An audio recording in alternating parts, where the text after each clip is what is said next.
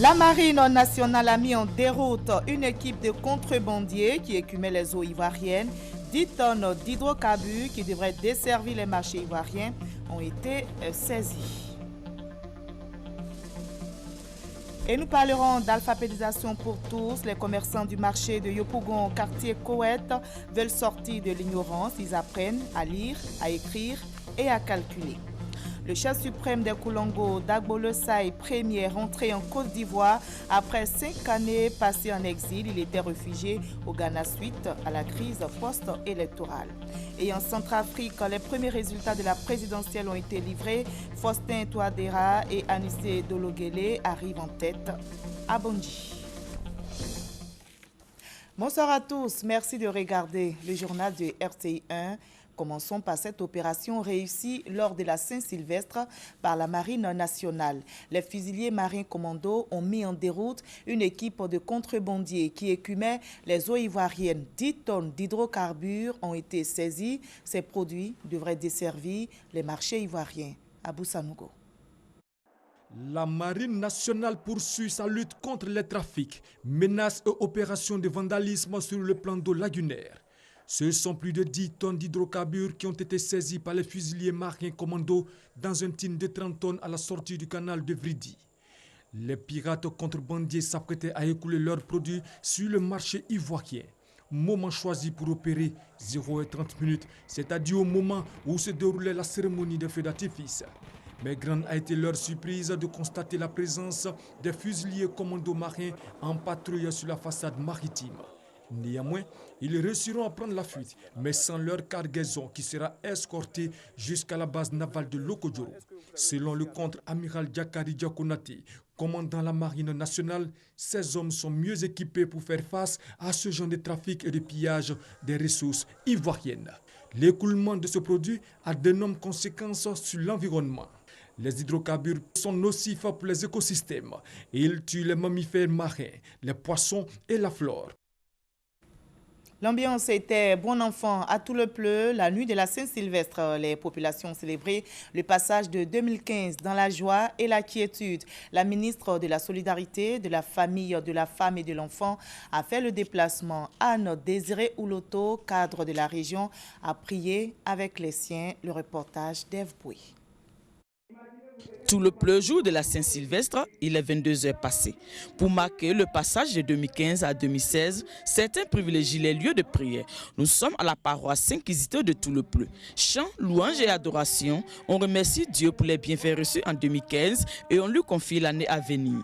Les premiers vœux sont pour la paix en Côte d'Ivoire. Je veux vraiment la paix en Côte d'Ivoire et pour tout le pleu aussi. Que mes frères et sœurs comprennent que sans la paix, nous ne pouvons pas avancer. À l'église, mais aussi dans les lieux d'ambiance, le vœu cher à tous demeure la paix dans le pays. La paix en Côte d'Ivoire, la paix à tout le pleu. La cité ayant tant souffert des années de crise, la ministre Anne Désiré Ouloto, fille de tout le pleu, offre une réception au cadre de la région, une tradition initiée depuis peu pour célébrer la cohésion sociale. Ambiance bon enfant dans une coloration musicale assurée par l'artiste Claude Remy et les Super Wassiato. Je voudrais souhaiter une très bonne année 2016 à toutes les populations de tout le pleu. Bonne année aux chefs de canton et à tous nos papas, les chefs. Et effectivement, l'année est bonne pour Guidi Alain Jérôme, chef de canton central de tout le pleu. Désormais, il n'aura plus de problème de déplacement. Il reçoit une voiture neuve de type 4x4 offerte par la ministre Anne Désiré Ouloto. Ils sont nombreux les chrétiens qui ont prié dans les temples pour la nouvelle année. C'est le cas de l'association catholique Notre-Dame de Salut, antenne Côte d'Ivoire. Ces chrétiens catholiques ont veillé et prié pour demander la faveur de Dieu en cette année 2016. On en sait plus avec Eugène Atoubé. Après une année riche et dense en activités, l'association Notre-Dame de Salut, antenne Côte d'Ivoire, rend grâce à Dieu. C'est que pour les membres de cette association, 2015 s'est achevé sur une note positive. Et tout catholique qu'ils sont, il faut invoquer la Vierge Marie pour que 2016 soit encore meilleur. 2016, encore une année de grâce. Nous sommes dans une année pastorale. J'invite tous les Ivoiriens à être tolérants les uns vis-à-vis des autres. Dieu a prévu pour ses enfants le meilleur. Et c'est pourquoi je voudrais encourager chacun de nous à ne pas négliger la parole, à véritablement l'accepter pour qu'elle opère en nous un changement de visage. Et si nous suivons les traces de la Vierge Marie, nous le verrons. Au siège de l'association Notre-Dame de Salut Antenne Côte d'Ivoire, prières, chants et recueillements ont meublé ce moment de partage et de solidarité au cours duquel les convives ont été enrichis des enseignements des prédicateurs Marie-Pascal Blessing et Robert Manawa. Il y a eu surtout pour leur édification la messe dite par le père Alphonse Yao invitant le chrétien à toujours suivre Jésus par l'intercession de Marie, Mère de Dieu et Mère de toute grâce. Par son intercession, elle nous obtient continuellement la paix pour l'année qui s'annonce. Et c'est pour ça qu'en commençant l'année, bien sûr, Aaron et ses fils ont une formule de bénédiction où on demande à Dieu de tourner son visage vers nous, qui nous apporte la paix, que sa lumière, son visage brille sur nous tout au long de l'année, afin que la paix de Dieu et la grâce de Dieu soient sur nous. Père Alphonse Yao, aumônier de l'association Notre-Dame de Salut Antenne Côte d'Ivoire, a prié pour les dirigeants et tous les chrétiens de ce pays, avec le vœu que 2016 soit pour la Côte d'Ivoire une année de prospérité, d'unité nationale et de paix. Des pèlerins ivoiriens ont passé ces fêtes de fin d'année en Israël. Au nombre de 106, ces fidèles chrétiens issus de plusieurs confessions religieuses ont communié avec le Christ. Ce pèlerinage, organisé par la Direction générale des cultes, a vu la participation de plusieurs guides religieux. Roger Appé, Thomas Kessambi. Ils sont plus d'une centaine de pèlerins chrétiens ivoiriens qui ont foulé la terre sainte d'Israël. Ces hommes et femmes de foi n'ont pas voulu déroger à la tradition. Comme il est de coutume chaque année, ils sont des milliers de pèlerins qui se rendent en Israël avant la fin de l'année pour nourrir leur foi et communier avec le Christ. Un moment propice pour adresser des prières et des louanges, signe d'amour et de fidélité à Dieu. La coupe du salut, enlève-vous dans le nom du Seigneur. 2 semaines durant, ces pèlerins ivoiriens ont pu découvrir la grotte sacrée de la prophétie de la naissance de Jésus, les vestiges de l'atelier du père de Jésus, Joseph, et l'impressionnante basilique de l'Annonciation. Selon la tradition catholique, c'est ici que l'ange Gabriel serait apparu à la Vierge Marie. Ce moment, selon les organisateurs, n'est pas qu'une simple démarche spirituelle, mais l'accomplissement d'une démarche morale et de foi qui s'articule autour d'un acte de communion ecclésiale et d'amour. C'est aussi le lieu choisi pour ces fidèles pour renouveler le baptême dans le Jourdain. Un rendez-vous spirituel réussi grâce au président de la République Alassane Ouattara. Les organisateurs n'ont pas manqué de lui traduire leur reconnaissance dès leur retour à Abidjan. Ici en Côte d'Ivoire, les communautés religieuses de la région du Logui-Bois s'investissent dans la paix et la cohésion sociale. Les guides religieux sont actifs dans la région. À travers un forum mis en place, ils contribuent au règlement des conflits en collaboration avec les chefs coutumiers. Mamadou Kwasi. Dagroum, village de la sous-préfecture de Divo dans la région du Logui-Bois, a connu des moments difficiles en 2008 et 2011. Dans ce village, pendant longtemps, la cohésion sociale était mise à mal, allant jusqu'à l'établissement d'une charte interdisant l'enterrement des halogènes sur le sol de Dagroum. Une situation qui a favorisé le déplacement de nombreuses familles. Mais cette cohésion sociale déchirée à l'époque a pu se recoudre grâce aujourd'hui à l'intervention des leaders religieux, des chefs coutumiers ainsi que des cadres. Chose qui permet aujourd'hui de renforcer la cohésion sociale et de maintenir la paix dans cette région en quête de développement. La cérémonie d'inauguration de la mosquée de ce village confirme le retour de la paix et de la cohésion. Une œuvre qui a vu la contribution de toute la communauté religieuse. Une occasion également pour les religieux de confirmer leur volonté de bâtir une nation de paix et développée. Au cours de cette cérémonie d'inauguration, les différentes communautés ont réaffirmé leur volonté à vivre ensemble dans la paix et la culture du pardon. Le docteur Famoussa Koulibaly, cadre de la région du Logui-Bois, salue les initiatives des chefs religieux. Il souhaite que cette harmonie qui règne entre les différentes communautés du Lodjibois soit davantage renforcée. Propos soutenus par la marraine de la cérémonie, Fatima Mabri, qui demande aux différentes communautés de renforcer cette union et cette cohésion qui renaît depuis quelque temps dans le département de Divo. Continuez de prier pour le pays entier. Parce que tant qu'il y a la paix, je pense que nous pourrons faire de grandes choses ensemble. Merci pour la confiance. L'essentiel, c'est se rapprocher et d'avoir la crainte de Dieu et éviter ce que Dieu nous a défendu et faire ce qu'il nous a autorisé. Les différentes communautés religieuses ont bénéficié de plusieurs dons. La communauté Aris du village de Dagrom a reçu le soutien de la marine ainsi que des autres confessions religieuses pour la finition des travaux du nouveau temple. Des prières ont été faites pour le maintien de la paix et pour le renforcement de la cohésion sociale à Dagrom. Retour en fanfare du chef suprême des Koulango, Dagbolo Saï Ier, est rentré en Côte d'Ivoire après 5 ans passés en exil. Il s'était réfugié au Ghana suite à la crise post-électorale. Dagbolo Saï Ier répond ainsi à l'appel au retour de tous les exilés, appel lancé par le président de la République. On retrouve Mamadou Kwasi. Dagbolo Saï Ier, chef suprême des Koulango, accueilli au poste frontalier de Soko, à la frontière ivoiro-ghanéenne. Exilé au Ghana depuis la crise post-électorale de 2011, il rentre pour la première fois en Côte d'Ivoire.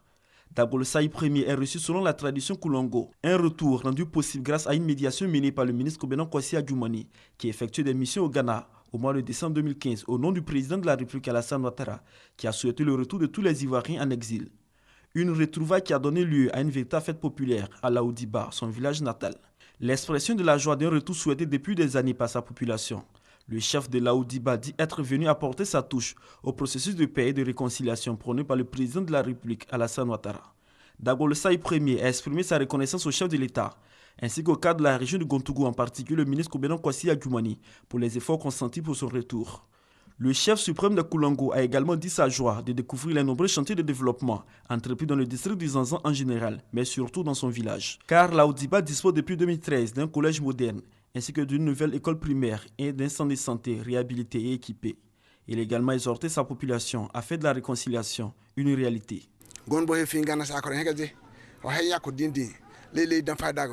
Il signale son retour pour se mettre dans la République et les aider à construire le pays. Les populations très heureuses de retrouver leur chef ont réaffirmé leur volonté à s'inscrire davantage dans le processus de réconciliation et de paix entrepris par le président de la République, Alassane Ouattara. Et cela prouve que la réconciliation tant prônée par le président de la République, la population de Laoudiba et le Koulango en particulier, peut s'inscrire aujourd'hui dans cette réconciliation. C'est en 2011 que Dagbolo Saï Ier, chef suprême de Koulango, a élu domicile à Accra au Ghana. Aujourd'hui, il rentre pour retrouver son trône. Un retour salué par l'ensemble des cadres de la région du Gontougou.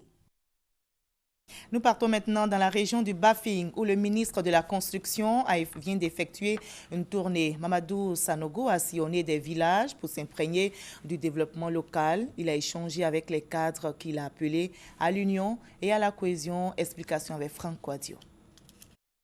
Au-delà de la célébration religieuse, la fête de Maoulid représente aussi un moment de retrouvailles dans les localités du nord de la Côte d'Ivoire. Des moments de retrouvailles mis à profit par les cadres et les ressortissants pour parler de développement local. Cette année encore, ce fut le cas dans les villages de Ganoué et de Mandougou, situés dans la région du Bafing.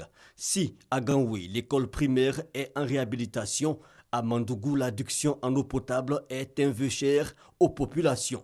Deux actions de développement qui connaissent l'implication du ministre de la Construction, du Logement, de l'Assainissement et de l'Urbanisme, Mamadou Sanogo.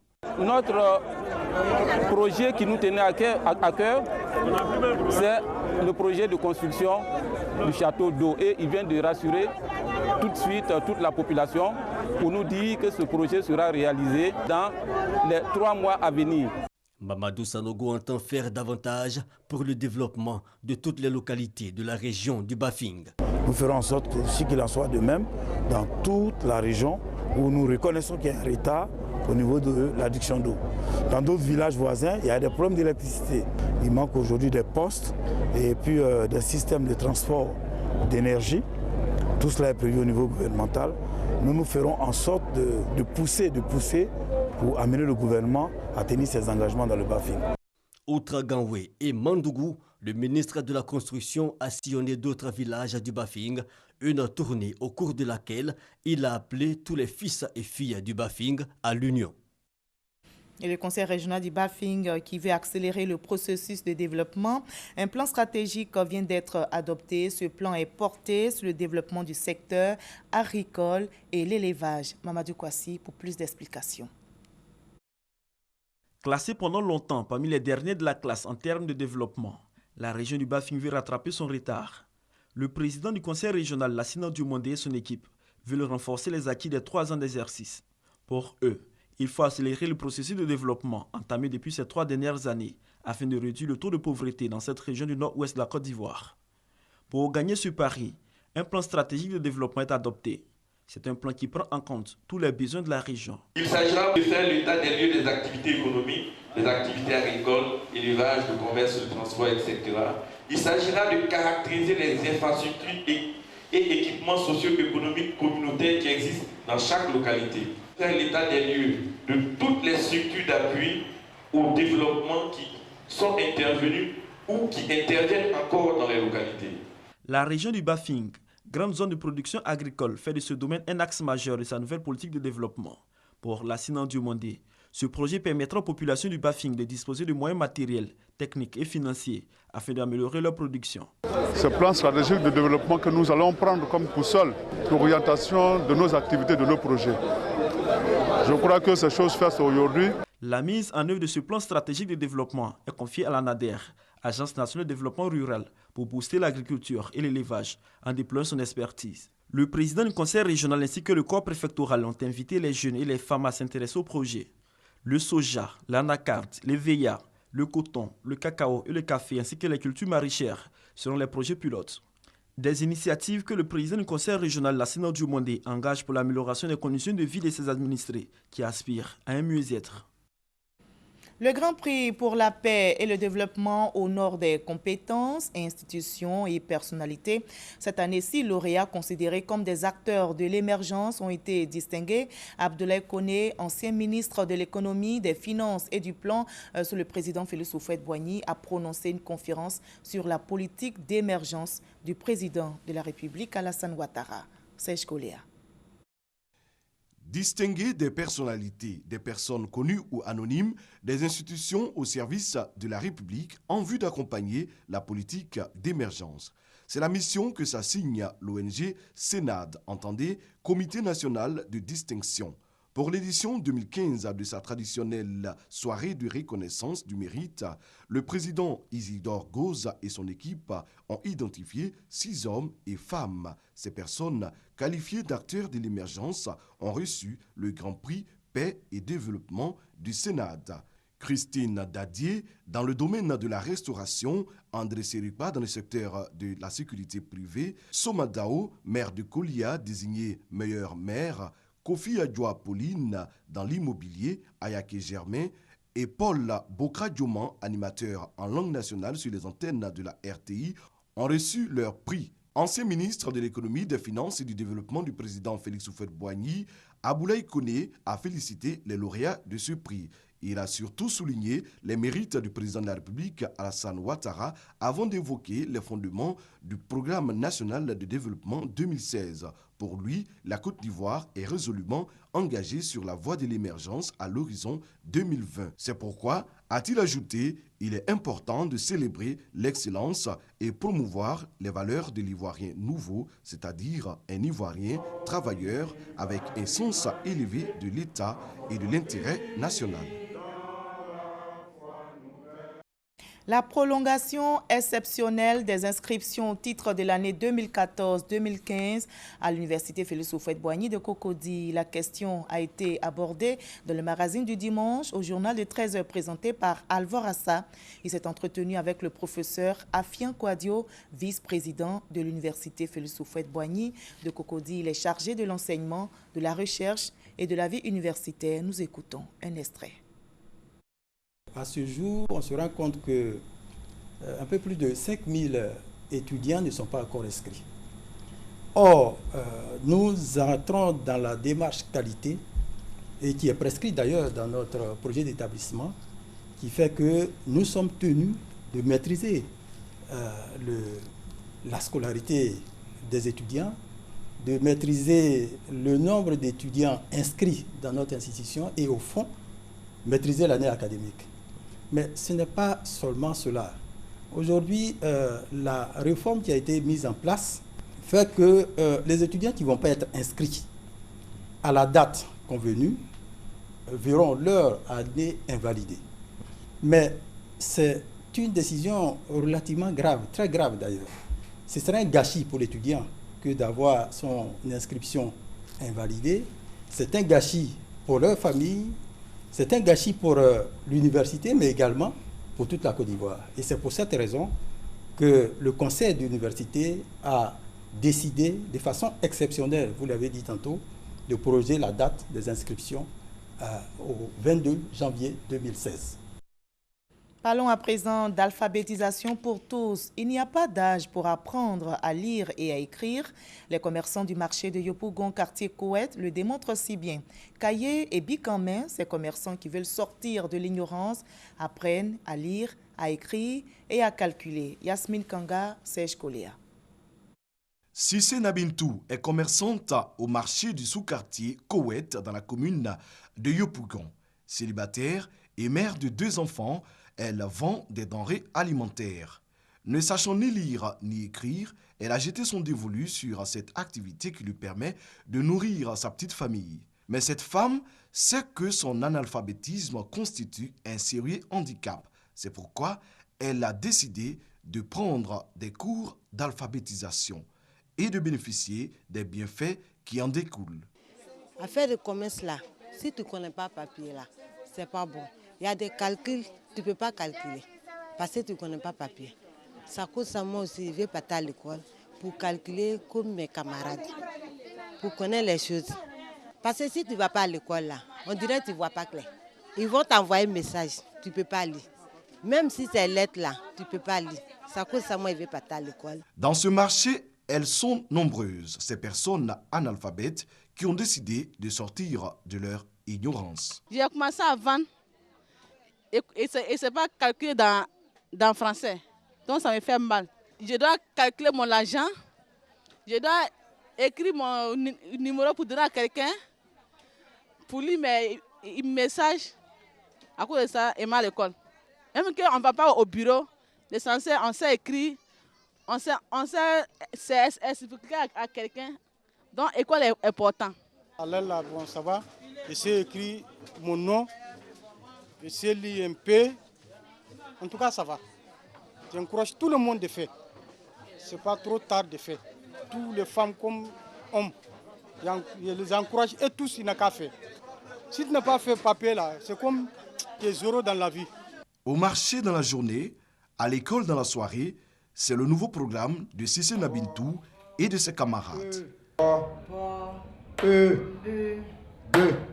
Si je finis de prendre le soir, je viens ici pour apprendre à écrire et puis lire. Pour apprendre et puis lire, là, c'est important. L'initiative de ces cours d'alphabétisation est de l'ONG Sania Kanou. Au total, 300 femmes sont décidées à apprendre à lire et à écrire. Reportage réalisé par Yasmine Kanga et Serge Koléa. On reste avec la même équipe qui a suivi l'ONG Sania Kanou qui vient de lancer des cours d'alphabétisation dans le même quartier, Koweït, à Yopougon. L'alphabétisation des femmes, une priorité pour l'ONG Sania Kanou.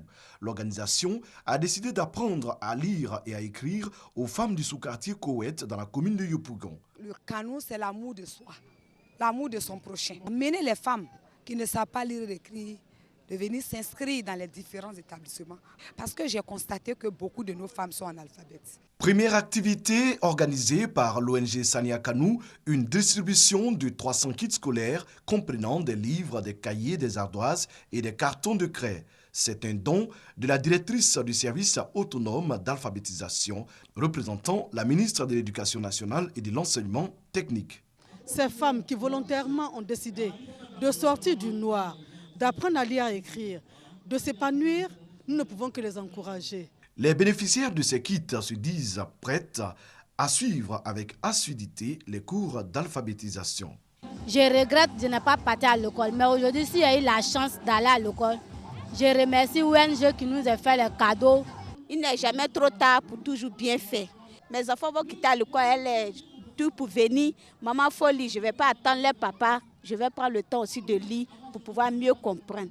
Quand on prend même les statistiques de notre quartier, évidemment, le pourcentage le plus élevé est celui des analphabètes. Nous, en tant que chefferie du quartier, nous avons concouru à apporter notre appui à la présidente du projet. Créée en 2013, l'ONG Sania Kanou revendique à ce jour 2000 femmes. Ces femmes exercent dans différents secteurs d'activité en vue de se prendre en charge. Les usagers qui empruntent la voie menant à la ville d'Alépé ont pu se rendre compte de la dégradation très avancée de la route située non loin du corridor en venant d'Abobo.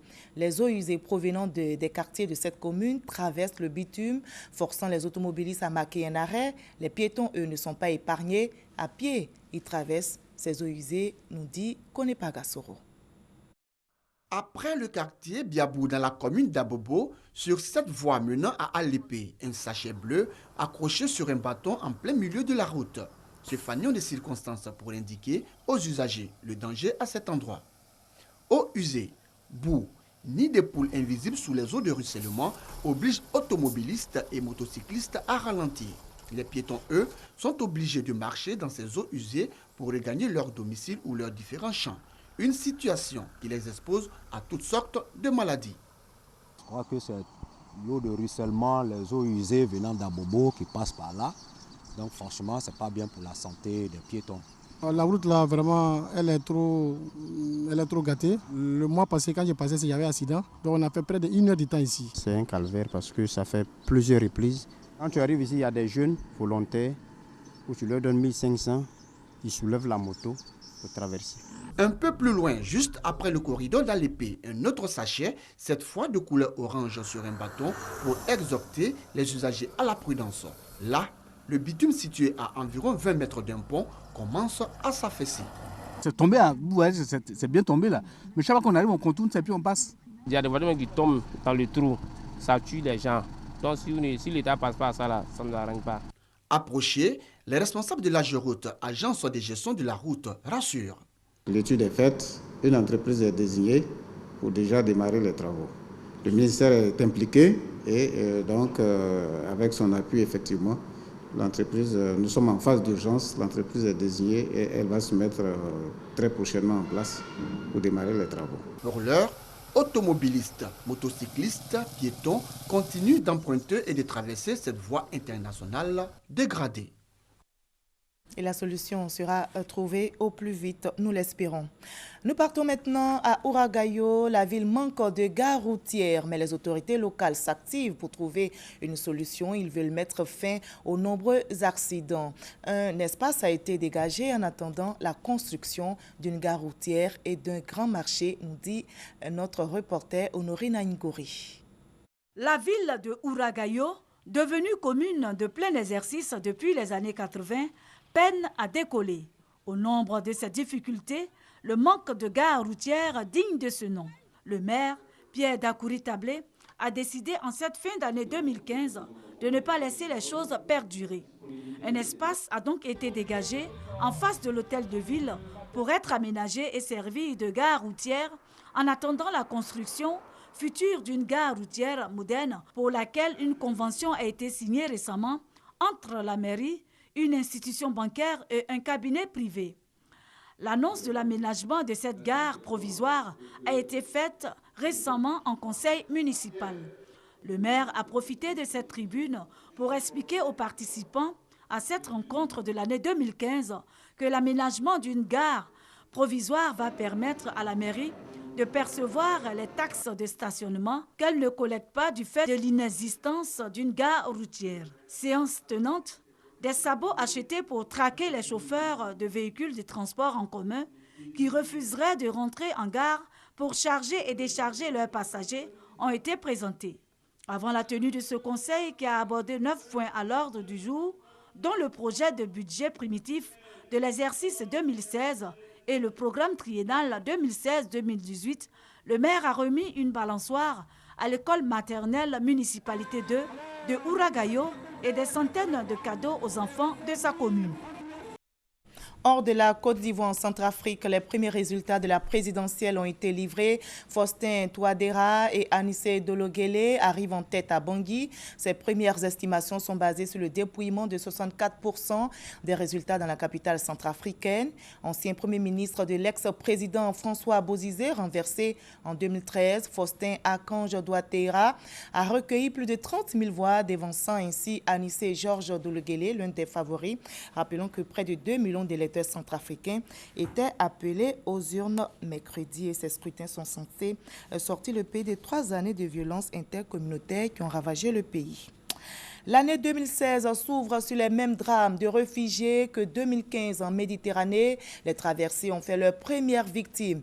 Hier matin, un bateau transportant 40 réfugiés, dont un enfant de 2 ans, a fait naufrage. Le petit garçon a été retrouvé noyé près des côtes grecques. Les secours se poursuivent pour retrouver des survivants et ce dimanche, les gardes-côtes turcs ont secouru des candidats à l'exil bloqués sur un îlot en mer Égée. Le footballeur international ivoirien Steve Gohiri est mort. Le joueur qui avait disparu depuis 3 semaines et qui était activement recherché par les services de la police allemande a été retrouvé mort dans les Rhin. Benson Pierraka.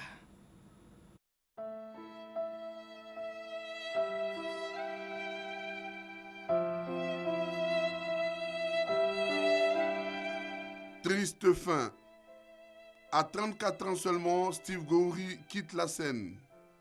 Le corps sans vie du défenseur ivoirien a été retrouvé jeudi dernier dans le Rhin, près de Düsseldorf en Allemagne. Il ne portait, selon les premiers résultats de l'autopsie, aucun signe de violence.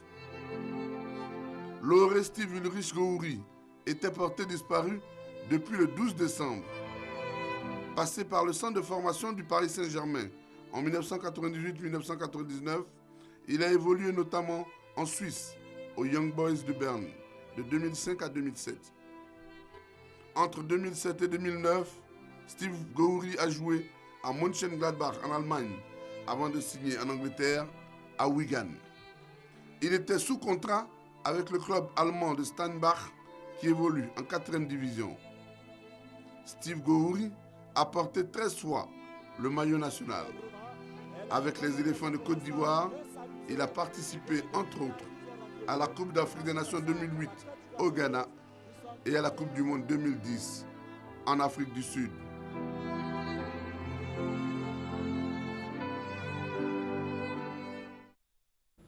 Et c'est ici que l'on s'arrête pour ce soir, mais n'oubliez pas votre rendez-vous dimanche de foot DDF qui sera présenté sur RTI1 par Cathy Touré à partir de 22h. Demain, 20h pour le journal. Retrouvez Ali Diarasouba.